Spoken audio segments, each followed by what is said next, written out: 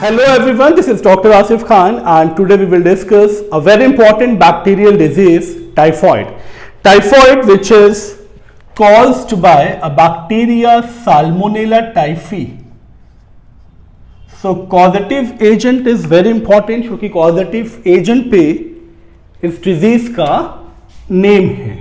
तो causative agent is Salmonella typhi, okay? So it's a name of bacteria because we are discussing bacterial disease. Okay, typhoid is also known as enteric fever. तो ये भी एक important चीज है, एंट्रिक fever.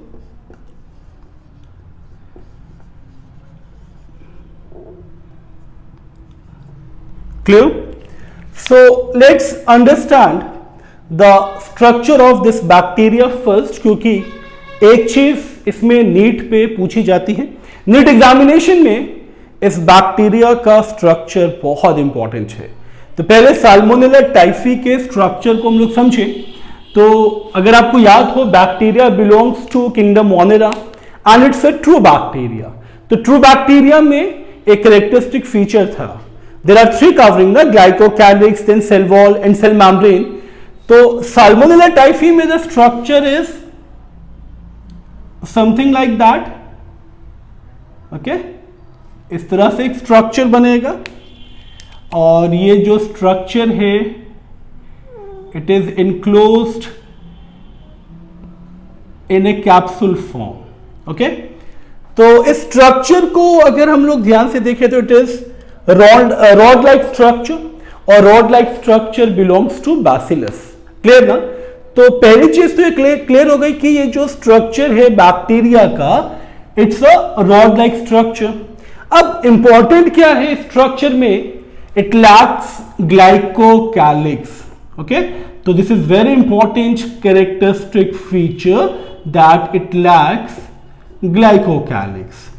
अब glycocalyx नहीं है तो ये अंडरस्टूड है कि अब इसके पास टू कवरिंग्स बचेगा, एक सेल वॉल, एक सेल मेम्ब्रेन, एंड बहुत सारा फ्लैजेला भी प्रेजेंट है इसके ऊपर और ये फ्लैजेला हेल्प करता है इसके लोकोमोशन में. तो ये फ्लैजेला है which helps in locomotion. Clear ना?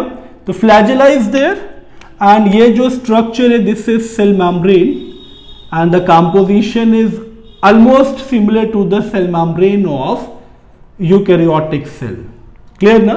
और ये जो है इसे हम यहाँ सेल वॉल टर्म नहीं देंगे, we called it as capsule. Clear ना? अब it lacks glycocalyx, that's why it is also known as gram negative bacteria. तो ये क्वेश्चंस नीट में पूछा जाता है. ओके, तो ये चीज आपको पता होनी चाहिए related to Salmonella typhi that it lacks glycocalyx and it's a gram negative bacteria. One more important characteristic feature related to this bacteria that it releases O antigen. Okay, अब एंटीजन को जानना बहुत इंपॉर्टेंट है. Antigen actually are those chemicals which are secreted by pathogens. For this, the antibodies are produced by the host organism, which simply means कि अगर ये bacteria हमारी body में एंटर करेगा तो हमारी बॉडी में एंटर करने के बाद ये बैक्टीरिया ओ एंटीजन रिलीज करेगा जिसके अगेंस्ट हमारी बॉडी एंटीबॉडीज बनाएगी. ओके, तो ये भी पूछा जाता है नीट में. तो ये जो पॉइंट्स है नीट पॉइंट ऑफ व्यू से इंपॉर्टेंट है. अब हम लोग इसका मोड ऑफ स्प्रेड समझेंगे. तो ये जो टाइफॉइड है which is caused by salmonella typhi, तो ये बैक्टीरिया बॉडी में एंटर कैसे करता है? तो the bacteria enters through contaminated food and water. Okay, तो bacteria enters through contaminated food and water. तो ये चीज भी क्लियर हो गई कि it's a communicable disease, okay, through contaminated food and water. अब जो भी डिजीज फूड एंड वाटर के थ्रू एंटर होती है तो ये अंडरस्टूड है ना, it enters into your alimentary canal. So from mouth it reaches to intestine. तो the contaminated food and water, तो मैं कंटामिनेटेड वाले पोर्शन से मेंशन कर रहा हूं कि इट रीचेस टू इंटेस्टाइन, और इंटेस्टाइन पे पहुंचने के बाद it multiplies and finally it migrates to all the parts of body. Clear? It migrates to all the parts of body. And when it migrates to all the parts of body, so it is understood that it migrates through the blood. अब through the blood का मतलब ये चीज clear हो गई कि इस bacteria की भी ये प्रॉपर्टी है कि ये इन्वेजिवनेस शो करेगा. तो बैक्टीरिया शोज इन्वेजिवनेस. इन्वेजिवनेस जिन लोगों ने मेरा फर्स्ट वीडियो डिजीज से रिलेटेड नहीं देखा है उनके लिए मैं दोबारा एक चीज रिपीट कर रहा हूं. सपोज ये स्किन सरफेस है और स्किन सरफेस के just below blood vessels present है.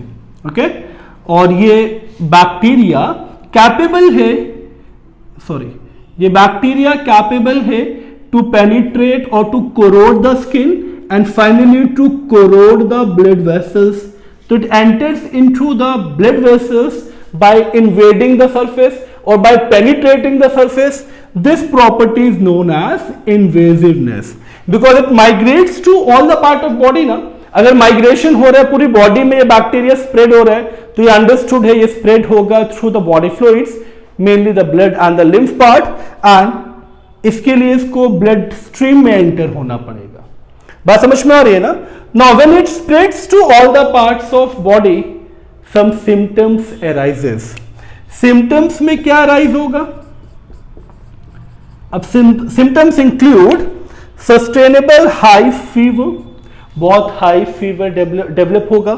तो सस्टेन्ड और परसिस्टेंट हाई फीवर, क्योंकि ये फीवर जो है ये काफी टाइम तक बना रहेगा.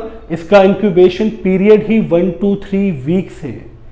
तो आप समझ सकते हैं कि ये फीवर परसिस्टेंट है. ओके, तो sustained high fever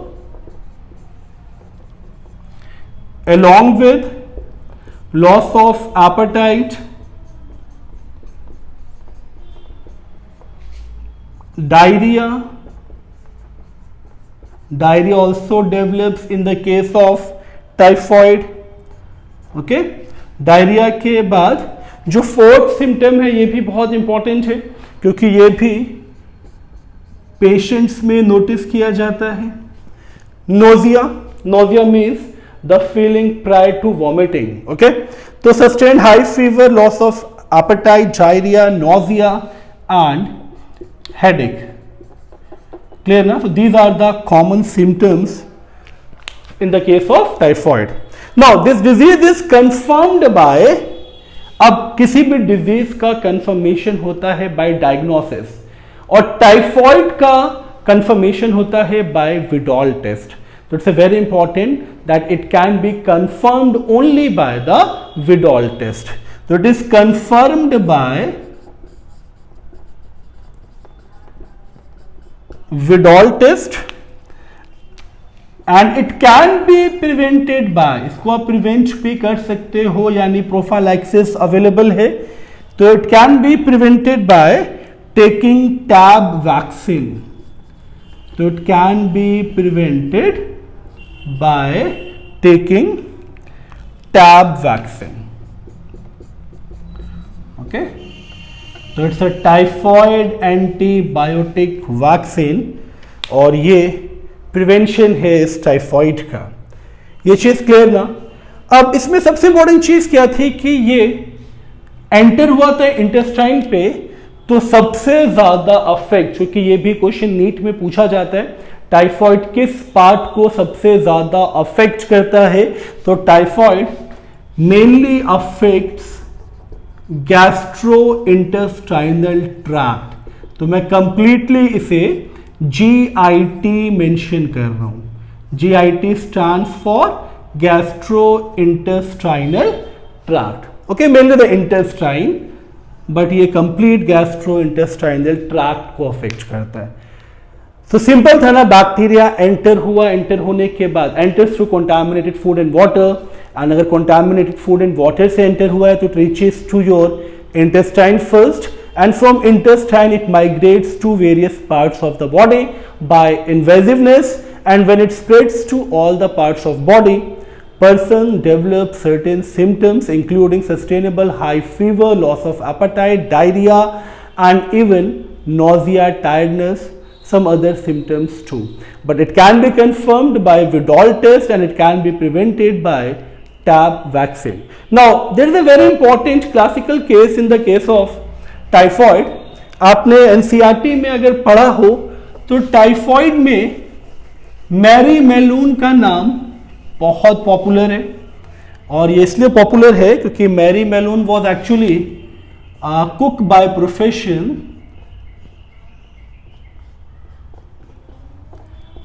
So she was a cook by profession. So she used to serve the food for several years in their restaurant, in her restaurant mainly. तो जिस फूड को ये cook करती थी, prepare करती थी, सर्व करती थी, वो फूड कंटामिनेट होता था बिकॉज ऑफ द टाइफॉइड, क्योंकि मैरी मेलून टाइफॉइड से अफेक्टेड थी. अब जिस फूड से ये टाइफॉइड स्प्रेड हुआ, ये 2 to 3 years तक स्प्रेड होता गया from same restaurant to the number of peoples जो वहां पे फूड को इनटेक करने आते थे. और जब इस चीज का पता चला, जब इन्वेस्टिगेशन हुआ और जब इस बैक्टीरिया के बारे में पता चला, तब मैरी मेलून को एक निकनेम दिया गया in the field of medicine, and the nickname was Typhoid Mary. तो it's a classical case in the history of medicine, Mary Mallon. Okay, और एक और चीज आपको याद रखें, typhoid is a bacterial disease ना, तो it can be cure by taking antibiotics. तो अगर आपको सिम्टम्स पहचानना आ गया तो आप एंटीबायोटिक से इस डिजीज को क्योर भी कर सकते हैं. ओके, एंड अगेन अगर ये हाई फीवर है तो the fever can be reduced by taking paracetamol, depends upon the severity of fever. So I hope ये वीडियो आपको पसंद आया होगा. अगर वीडियो पसंद आया है तो लाइक बटन को प्रेस करें. जो लोग चैनल पे न्यू हैं वो प्लीज इस चैनल को सब्सक्राइब करें, बेल आइकन को प्रेस करें ताकि ऐसी ही वीडियोस की नोटिफिकेशन आपको मिलती रहे. Thank you so much for giving your time.